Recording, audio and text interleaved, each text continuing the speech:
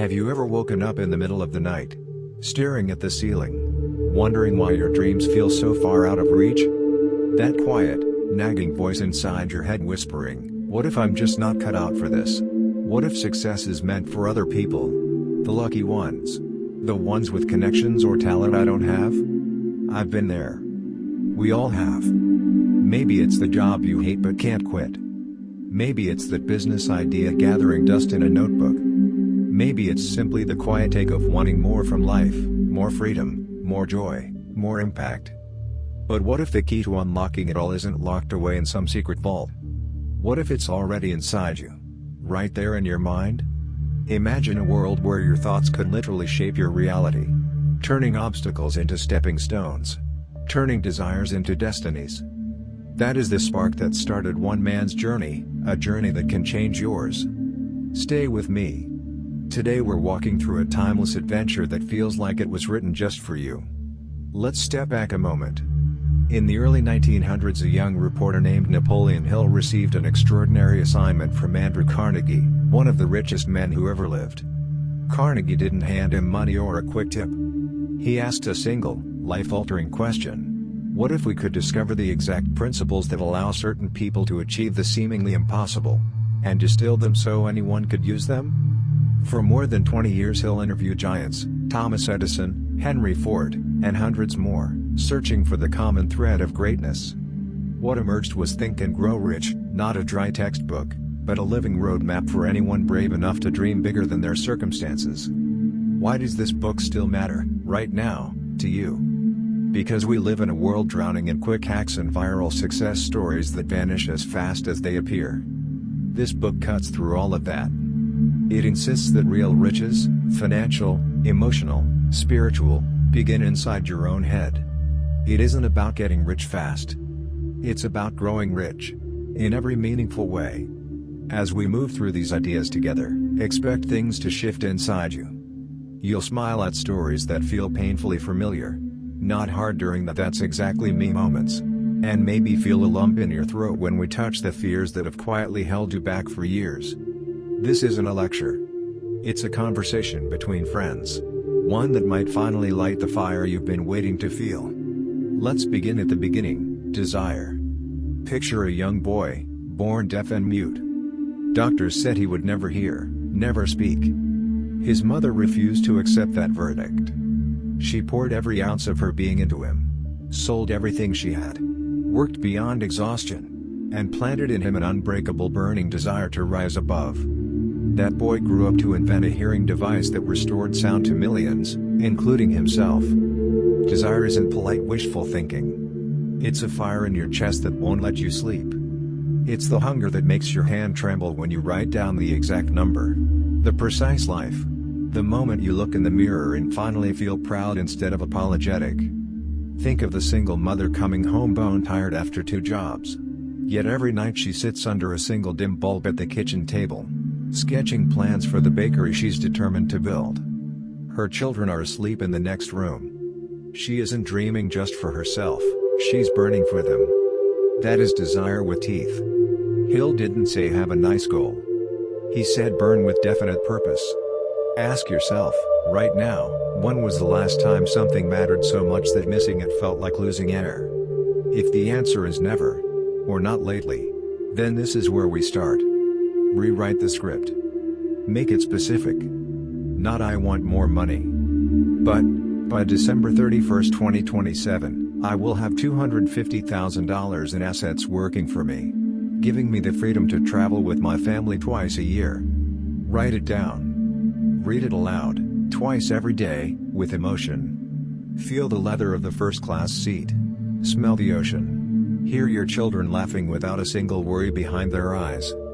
Desire backed by that kind of clarity isn't a wish anymore. It becomes an obsession. And obsessions, my friend, change history. But desire without belief is like fuel with no spark. That's where faith enters. Faith isn't only religious. It's the deep, stubborn certainty that your vision is real, even when no one else can see it yet. Hill called it visualization soaked in belief. Imagine planting a seed in rich soil. Faith is the sunlight and water that forces it to grow. no matter how dark the storm gets. Think of Oprah Winfrey, born into poverty, abused, told she would amount to nothing. Yet she held faith in her story, in her voice. She saw herself speaking to millions, changing lives. And the picture she held in her mind became the life she lives. How do you build faith when doubt keeps creeping in? Through autosuggestion, repeating statements that reprogram your subconscious. I am capable. I am worthy. Success is already moving toward me. Say them until they stop sounding like words, and start feeling like truth in your bones. Faith doesn't ignore reality. It redefines reality. It turns the invisible into the inevitable. Faith feels abstract, until life hands you a moment when you have nothing left but faith. Consider the refugee who steps off a boat in a strange country, carrying only a backpack and memories of gunfire. No money. No contacts. A language he barely understands. Yet deep inside, a quiet voice insists, "This is not the end of my story." Years later, that same person owns a chain of grocery stores, employing dozens of people from his own community. Where did the money come from? Not banks at first. It came from faith-fueled action, learning English at night, taking any job, saving every penny, knocking on doors, refusing to let no be final. Faith is the bridge between impossible today and inevitable tomorrow. You don't need mountain-moving faith to begin. You just need enough to take the next step, even when your knees are shaking. Maybe you're thinking, "I've been burned before. Trusting feels dangerous." I understand. I've felt it too. Yet every time we choose belief over the current evidence, especially when the evidence screams failure, we are planting seeds in soil the doubters can't see. Try this tonight. Silently, or out loud. Repeat, every day, in every way, I am moving closer to my definite chief aim. Keep saying it, until the words taste like truth. Because faith isn't blind optimism. It's intelligent persistence, wearing blinders to everything except the goal. Your mind is a garden. What you've planted grows. That's the power of autosuggestion, feeding your subconscious the thoughts you want to become real. Negative thoughts? Weeds that choke everything. Positive ones, watered with emotion? They bloom into reality. Close your eyes for a second. Imagine whispering to yourself every night, "I attract wealth, opportunities, and the right people, effortlessly." Feel your shoulders drop, your breathing deepen. That's the beginning of the shift. An inventor struggled for years, prototype after prototype failing. Then he began auto-suggesting success every morning and night, feeling the moment his invention would change lives. Ideas started flowing. Backers appeared. Breakthrough. The subconscious doesn't argue. It accepts what you feed it most consistently, especially when emotion is attached. Guard the gate. Starve the doubts. Feed the vision. To make those suggestions powerful, you need specialized knowledge. Not random information, knowledge tailored to your exact goal. Think of it like sharpening a knife instead of swinging a dull blade. Henry Ford didn't invent every part of the car, but he knew exactly who to ask and how to organize their knowledge. My neighbor, a graphic designer, took evening courses in digital marketing. Suddenly her phone wouldn't stop ringing with clients. Knowledge unused is money stuffed under a mattress, pointless until you spend it. And to turn knowledge into breakthroughs? That's where imagination lives. Imagination is the workshop of the mind. Two kinds: synthetic, rearranging existing ideas, and creative, tapping into something bigger. Infinite intelligence. Edison didn't invent the light bulb in one flash. He imagined it through 10,000 not yet moments, each one teaching him what would work. Picture yourself already living your dream. What do you see? What do you hear? What does success feel like on your skin? That's synthetic imagination building the blueprint. Creative imagination? That's the sudden hunch at 3 a.m. The idea that arrives fully formed. Like Steve Jobs seeing the iPhone before anyone believed a phone could be a computer, camera, music player, and portal to the world all at once. Feed it with quiet time. With walks. With meditation. Ask, What if I combine my love of cooking with online teaching? Boom! A new business is born. Imagination doesn't just dream, it builds bridges between desire and reality. Ideas without structure are daydreams. That's why we need organized planning. This is where desire becomes a blueprint, and where you gather a mastermind, 2 or more people in perfect harmony working toward the same aim. Think of an orchestra. One violin is beautiful, but then 20 instruments in sync? A wall of sound that moves people to tears. Hill's greatest successes came from the circle of advisors he deliberately built. Picture a young woman pitching her app idea. She doesn't wing it. She researches the market, builds prototypes, prepares funding decks, and surrounds herself with mentors who challenge her weak spots and amplify her strengths. She launches. She scales. Plans collapse? Revise them. The leader isn't the one who never fails. It's the one who refuses to stay down. Lead with value. Give more than you ask. The universe pays attention to generosity. Even the best plan dies without decision, the ability to choose quickly and stand by it. Indecision is a silent thief. It steals time, opportunity, momentum. Procrastinators wait for the perfect moment. Leaders like Abraham Lincoln made firm decisions, and only changed them when new facts demanded it. How many doors have you walked past because you overthought the first step? Start small. Decide what to wear in 10 seconds instead of 10 minutes. Build the muscle. Then apply it to the big things. People who decide with speed and conviction change their lives. People who waver watch other people change theirs. And what keeps decisions alive? Persistence. Persistence is not glamorous. It's lonely nights when everyone else is out celebrating. It's hearing no for the 47th time, and dialing the 48th number anyway. It's crying in the shower so your kids won't see, then drying your face and going back to work. Colonel Sanders was 65 years old when he started pitching his chicken recipe. He was turned down 1,009 times before someone said yes. J.K. Rowling, single mother on welfare, pushing a manuscript that 12 publishers rejected. She could have quit. Most would have. Something inside her, stubbornness, faith, raw desire, kept her fingers on the keys. The result became a worldwide phenomenon, giving escape and wonder to millions. Persistence is the slow, grinding wheel that sharpens the dullest blade until it slices through steel. When your dream feels dead in the water, remember, most breakthroughs arrive one step beyond where most people quit. Build the habit with tiny daily non-negotiables. Read 20 minutes. Message one new contact. Improve one skill for 15 minutes. Stack enough of those atoms, and you create momentum fear can't touch. You are stronger than the part of you that wants to quit. Prove it. One more day at a time. That sustained force is multiplied exponentially inside a mastermind, 2 or more minds in harmony, creating a third, invisible mind bigger than the sum. The Wright brothers didn't invent flight alone. Their constant back and forth, arguing, testing, refining, produced something neither could have done solo. Gather people who are aligned with your purpose, not yes men, but thinkers who push you higher. In business it's strategic partners. In life it's the circle that lifts you when you stumble. Isolation breeds stagnation. Alliance creates acceleration. Then there's one of the most misunderstood principles, the mystery of sex transmutation. This isn't about romance in the usual sense.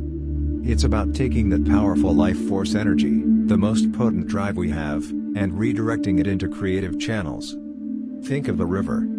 Left to flood everywhere, it destroys. Dammed and channeled, it generates electricity for cities. Artists, inventors, entrepreneurs who produce at genius levels often learn, consciously or not, to transmute that energy into their work. When you feel that electric surge, don't just chase short-term release. Channel it. Pour it into your goal. Balance it with genuine love and respect. And the power multiplies. All of these forces flow into the subconscious mind, the bridge between you and infinite intelligence. Your subconscious doesn't judge. It accepts whatever you impress upon it most strongly, positive or negative. A struggling salesman began visualizing closed deals every night. Feeling the handshake, the signed contract, the relief. His confidence changed. His conversations changed. The results changed. Feed your subconscious desire mixed with faith, through repeated auto-suggestion. Starve it of fear and doubt. It is always listening. Speak to it kindly. Your brain is both a broadcasting station and a receiving set for thought vibrations. When minds come together in harmony, especially in a mastermind, the thoughts tune into each other. Ideas flow faster. Inspiration arrives almost magically. Stimulate your brain with enthusiasm, faith, intense desire. Broadcast what you want. Be ready to receive what comes back. At the very top sits the sixth sense, the doorway to creative imagination and infinite intelligence. It usually awakens only after you've practiced the other principles for a while. Suddenly you get hunches that are uncannily accurate, warnings that save you, ideas that feel downloaded from somewhere beyond you. Napoleon Hill described moments when he was guided, protected, by something he could only call infinite intelligence. Cultivated through stillness, faith, and relentless practice of everything that came before. It becomes your quiet inner guide, whispering truths when logic alone isn't enough. But even with all of this, there are enemies waiting. How to outwit the 6 ghosts of fear. Fear of poverty. Fear of criticism. Fear of ill health. Fear of loss of love. Fear of old age. Fear of death. These are not loud monsters. They are quiet assassins. The fear of poverty breeds indecision, doubt, procrastination. The fear of criticism keeps brilliant books in drawers, revolutionary businesses unlaunched. Picture the talented writer who never submits the novel because what if they tear it apart? Or the entrepreneur who never starts because what if I lose it all? Those what-ifs steal futures before they're born. I once knew a brilliant software developer who spent a decade in a cubicle. Brilliant ideas locked in notebooks. Terrified to strike out on his own. Then a layoff forced his hand. He faced the fear head-on. 3 years later his app had millions of users. The fear didn't disappear. He just stopped letting it hold the steering wheel. Where is fear renting space in your mind right now? In your finances? Your relationships? Your health dreams? Name it. Write its name on a piece of paper. Then, symbolically, burn the paper. And write in its place, I am greater than any fear. Outwitting fear isn't about never feeling it. It's about deciding, once and for all, that it no longer gets the final vote. Let's sit quietly for a moment. Where have these fears held you back? The job you stayed in too long? Afraid of poverty? The dreams you never spoke? Afraid of ridicule? Remember, every person Hill studied had failures, sometimes crushing ones. Edison's 10,000 failures weren't failures. They were lessons wearing work clothes. What if your hardest moments are not punishments, but setups for your biggest comebacks? Imagine using burning desire to heal from loss, unshakable faith to silence health worries, persistence to turn yesterday's rejection into tomorrow's testimony. Ask yourself 2 questions tonight. What is one fear I can outwit today? How can persistence transform my biggest setback into my greatest setup? Growth isn't a straight line. It's a spiral, upward, with each loop teaching you more. Success isn't a place you arrive. It's a way of thinking, a way of being, a way of seeing yourself before the world sees it. So here we are, near the end of this journey together. I want you to feel something real, possibility. Not fluffy, vague possibility. The kind with bones, muscle, heartbeat. You now carry the same principles that turned a poor boy from Kentucky into an advisor to presidents.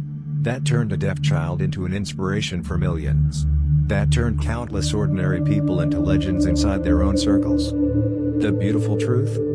You don't need anyone's permission. You don't need perfect timing. You don't need to become someone else. Right now, as you are armed with a burning desire, unshakable faith, organized plans, persistent action, and the courage to outwit fear. Tonight, when the house is quiet, sit with a notebook. Write your definite chief aim in big, bold letters. Speak your affirmations with conviction. Visualize the life so vividly you can taste the air. Then, most importantly, take one imperfect step tomorrow. Because the world doesn't need more people who stay dreaming. It needs you awake, alive, unstoppable, turning thought into gold. One deliberate, faithful action at a time. You were born for richness in every form. Claim it. Live it. And never, ever, apologize for wanting more. The core message is breathtakingly simple. Your thoughts are things. They shape your world.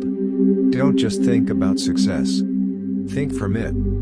Feel the richness now, in gratitude, in action, in quiet certainty. You have the tools. Desire it. Believe it.